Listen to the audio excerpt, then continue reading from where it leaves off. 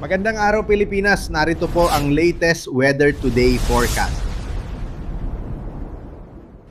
Base nga sa ating latest satellite animation ay umiiral muli itong ridge ng high pressure area dito sa may silangang bahagi ng Northern Luzon. Kaya naman magdadala yan ng bahagyang kaulapan at mababang tsansa ng mga pagulan. Samantalang dito naman sa nalalabing bahagi ng bansa kasama ang Central Luzon, maging dito sa may Southern Luzon, Visayas at Mindanao, umiiral naman itong easterlies o yung mainit na hangin galing Pasipiko na siya ring magbibigay ng mga pulu-pulong mga pag-ulan, pagkidlat at pagkulog, lalong-lalo na nga sa hapon.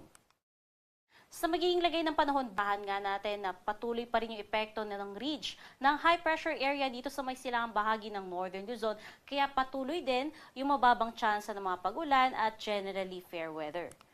Samantalang dito naman sa may bahagi ng Metro Manila, maging dito sa may Central Luzon, Calabarzon, Mimaropa, buong Bicol region ay makararanas pa rin ng epekto ng easterlies na siyang magdadala ng mainit at maalinsangang panahon at mga tsansa ng mga pulu-pulong mga pagulan, pagkidlat at pagkulog. Sa nalalabing bahagi ng Luzon, asahan natin naman yung bahagyang maulap hanggang sa maulap na kalangitan at mga pulu-pulo o mga localized thunderstorms sa hapon.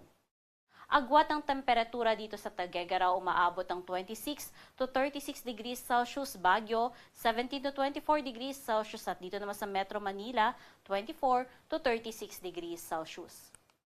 Sa magiging lagay naman ng panahon dito sa may bahagi ng Palawan, Visayas at Mindanao, patuloy pa rin iiral bukas ang easterlies, kaya maghanda pa rin tayo sa mainit at maalinsangan na panahon at tsansa ng mga pulu-pulong mga pag-ulan, pagkilat at pagkulog, lalong-lalo na nga sa hapon.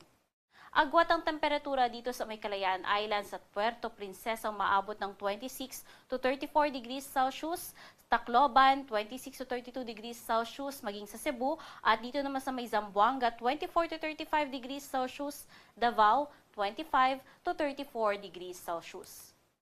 Sa magiging kalagayan ng ating karagatan, wala tayong nakataas na gale warning, kaya naman malayang maglalayag lahat ng sasakyang pandagat. Magiging banayad lamang hanggang sa katamtaman ang mga pag-alon.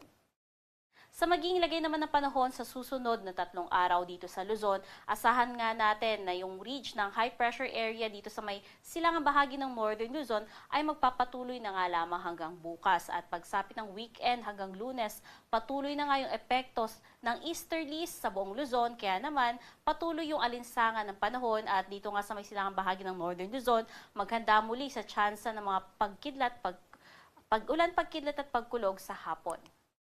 Dito naman sa Kabisayaan, by weekend, asahan natin yung epekto pa rin ng easterlies, kaya maging mainit at malinsangan din ang panahon. Magkakaroon tayo ng bahagyang maulap hanggang sa maulap na kalangitan at mga pulu-pulong mga pag-ulan, pagkidlat at pagkulog. Ngunit pagsapit ng Lunes, dahil sa paglakas pa nitong easterlies, makikitaan nga natin ng pagtaas ng tsansa ng mga pag-ulan at mga kaulapan dito sa may silangang bahagi ng Visayas kasama ang Tacloban City.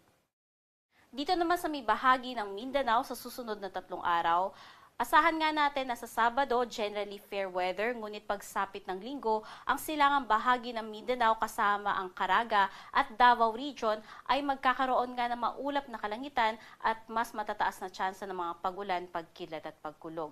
Pagsapit naman ng Lunes, yung mga kaulapan na yan ay mas hihilaga pa ng Mindanao, kaya naman some parts ng Northern Mindanao as well as Caraga makaranas muli ng mga tsansa ng mga pag-ulan, pagkilat at pagkulog at kaulapan sa magdamag. Samantala, sa nalalabing bahagi ng Mindanao, iiral naman yung bahagyang maulap hanggang sa maulap na kalangitan at mga pulu-pulo ulit na mga pag-ulan, pagkilat at pagkulog.